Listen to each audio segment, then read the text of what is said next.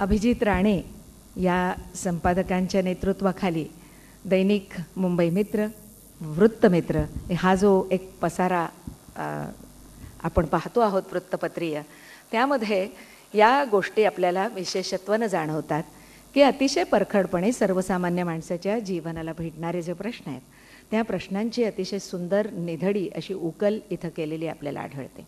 आणि म्हणूनच मग तो एसआरएचा प्रश्न असो किंवा शिर्डीच्या एकंदरीतच मंदिराच्या नियोजनामध्ये असलेलं गैरव्यवहाराचं प्रकरण असो किंवा सिद्धिविनायकाच्या मंदिर न्यासाच्या संदर्भात उभे राहिलेले काही प्रश्न असोत किंवा काही मंत्र्यांच्या संदर्भामध्ये मध्ये उपस्थित झालेली काही प्रकरणं असोत, या सगळ्याचा तिखट मीठ मसाला लावून पाठपुरावा करण्याचं दैनिक मुंबई मित्रचं धोरण नाही. परंतु जिथं जिथं कुठेतरी अन्याय, अत्याचार, भ्रष्टाचार होतो आहे तर तो भ्रष्टाचार अतिशय निधडेपणानं सरळ, स्वच्छ, सामान्य माणसाला समजेल अशा भाषेमध्ये त्याच्यासमोर मांडण्याचं धाडस मुंबई मित्रनं दाखवलं. आणि कदाचित त्याचा परिणाम असेल की त्याबद्दलची एक विश्वासार्हता सर्वसामान्य माणसांच्या मनात निर्माण झाली. आणि त्यामुळे आज अगदी मुंबईच्या परिसरापुरतं मर्यादित असलेला मुंबई मित्रचा आवाका हा एवढा मोठा झाला, विकसित झाला. आणि आज दर दिवशी 70,000 प्रतींचा खप हे 3ऱ्या वर्षामध्येच ह्या खरंच टाळ्यांच्या गजरामध्ये या सगळ्याचं स्वागत करायला पाहिजे आणि कौतुकही करायला पाहिजे. तर आज असं स्वरूप आणि हे सतत वाढतं असं स्वरूप आहे. मुंबई मित्र दैनिक मराठी आणि मुंबई मित्र आणि वृत्तमित्र मराठी आणि हिंदी अशा रूपामध्ये आपल्याला दररोज भेटतं हे माहिती आहे. हिंदी वाचकांसाठी सुद्धा आपल्याला माहिती आहे की दैनिकांची संख्या अतिशय केविलवाणी झालेली होती सध्या तरी महाराष्ट्र राज्याचा विचार करायचा झाला तर. आणि त्यात सगळ्यामध्ये कुठेतरी हिंदी वाचकांनाही आपल्याकडे ओढून घेण्याचं काम दैनिक मुंबई मित्र आपल्या वृत्तमित्र या भावंडाच्या मदतीनं करतं आहे, हेही मी आपल्याला सांगू इच्छिते. जी व्यक्ती या सगळ्याच्या मागे आहे ती तिथे शरदराव पवारांची वाट बघते हे मला माहिती आहे. अभिजित राणेसाहेब, आपण इथं जरा सामोरे या आणि सगळ्यांना आपण अभिवादन करा असं माझं म्हणणं आहे. नंतर आपण व्यासपीठाचा ताबा घ्यालच, नाही तर मी सगळ्यांना मानं वळवून मागे बघायला सांगते, एवढाच फरक आहे. अतिशय उत्साही आणि खेळाडू वृत्तीचा असा हा तरुण संपादक मुंबई मित्र वृत्तमित्राला लाभलेला आहे. आणि त्यांच्याविषयी मला सांगायला पाहिजे की ते अतिशय राष्ट्रीय स्तरापर्यंत ज्यांनी आपलं स्वतःचं कर्तृत्व गाजवलं असे ते खेळाडू आहेत. खेळाडू म्हणून त्यांनी वयाच्या 9व्या वर्षापासून विविध खेळांच्या प्रकारामध्ये विक्रम तर केलेला आहेच, पण त्याच्याबरोबर आज फायबर ऑप्टिक्सचा व्यवसाय असो किंवा ट्रॅव्हल एजन्सी असो किंवा वितरण संस्था असो आणि संपादन अशा विविध क्षेत्रामध्ये हा तरुण आज ताज्या दमानं उभा राहिलेला आहे. आणि मराठी माणसांना व्यवसाय जमत नाही, मराठी माणसांची व्यवसायाभिमुख वृत्ती नसते, अशा सगळ्या संकल्पनांना त्यांनी छेद दिलेला आहे हे आपल्याला दिसून येतं. साहित्य, सांस्कृतिक क्षेत्रामध्ये किंवा विविध क्षेत्रामध्ये जे नामवंत आहेत त्या नामवंतांनी आपल्या वृत्तपत्रासाठी लेखन करावं, त्यांचे विचार आपल्या वाचकांपर्यंत पोहोचावे, ह्याची अतिशय मोठी तळमळ अभिजित राणे आणि त्यांच्या सर्व सहकाऱ्यांना आहे. आणि कदाचित त्यामुळेच असेल, पण आज आपण इथं बघता आहात की विविध क्षेत्रातली गणमान्य व्यक्तिमत्व आज इथं आपल्याला दिसत आहेत. विश्वकोश निर्मिती मंडळाच्या अध्यक्षा डॉक्टर विजया वाड ह्या इथं आलेल्या आहेत. आज आपल्याला त्यांचा सन्मान करायचा आहे, विद्येचा सन्मान आहे असं आपण म्हणतो.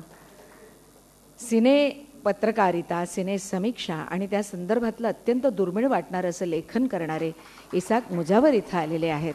त्यांचं लेखन, त्यांची आजही राबणारी लेखणी आणि त्यातून आपल्याला न माहीत असलेली हिंदी चित्रपटसृष्टीतली सगळी तथ्य ही आपल्याला त्यांच्याकडून कळत असतात. आज त्यांचीही खास उपस्थिती आपल्याला लाभलेली आहे.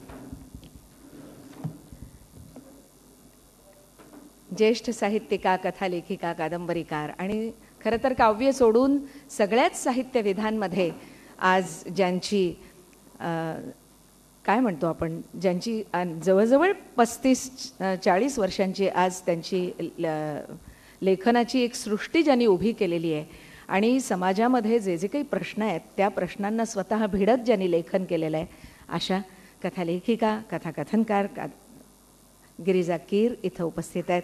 आज त्यांचा आपण सन्मान करणार आहोत. आपण त्यांचं स्वागत करूया. मराठी साहित्य किती संपन्न आहे, किती विविधांगी आहे याचं दर्शन आपल्याला, मला असं वाटतं की यांच्यामुळे घडतं आहे. ज्यांना आपण असं म्हणतो की सर्वात पुण्याचं काम कोणतं, तर माणसाला दृष्टी देणं हे सर्वात महत्त्वाचं कार्य आहे. ज्यांच्या दृष्टीचा कुठेतरी प्रश्न आलेला आहे, ज्यांच्या दृष्टीचे काही व्याधी निर्माण झालेले आहेत, जे काही दृष्टीहीन आहेत, अशा मंडळींसाठी सेवाव्रत म्हणून ज्यांनी आजवर अत्यंत विक्रमी कार्य केलेलं आहे वैद्यकीय क्षेत्रामधलं, खरं तर नेत्रविकार क्षेत्रामधलं, असे पद्मश्री डॉक्टर तात्याराव लहाने हे इथं उपस्थित आहे. त्यांचं अतिशय प्रसन्न असं व्यक्तिमत्व, महाराष्ट्र टाइम्ससारख्या वृत्तपत्रातून रविवारी गेस्ट रूममधून त्यांनी जे स्वतःचं मन मोकळं केलं ते सुद्धा आपण सगळ्यांनी वाचलेलं आहे. आणि आपल्याला कळतं की मनामध्ये कुठेतरी सेवेची सरिता वाहत असते आणि ज्ञानाचा सागर अंतःकरणात असतो. त्याच्या एक मला असं वाटतं की संगम जिथं होतं तिथं डॉक्टर तात्याराव लहानेंसारखे व्यक्ती जन्माला येतात.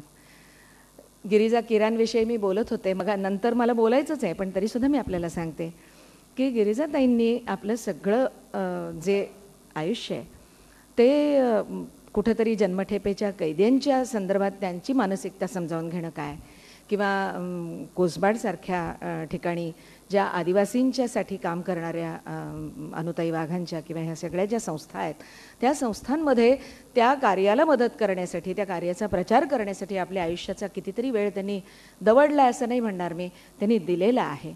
किंवा ज्यांना उन्मार्गी स्त्रिया, मुलं यांच्यासाठी ज्या संस्था आहेत त्या संस्थांमध्ये त्या जाऊन काम करून ते आयुष्य बघणं आणि त्यानंतर आपण आपलं लेखन करणं, असं काम त्या करतात. डॉक्टर विजयाताईंच्या संदर्भात म्हणायचं झालं तर विश्वकोश निर्मितीच्या संदर्भामध्ये तर त्यांनी खूप क्रांतिकारी, म्हणजे त्याच्या सगळ्या 17 खंडांच्या सीडीज त्यांच्यामुळे आपल्याला सीडी स्वरूपात ते सगळे विश्वकोश आपल्याला आता आपल्या घरीसुद्धा त्याचा संग्रह करू शकणार आहोत.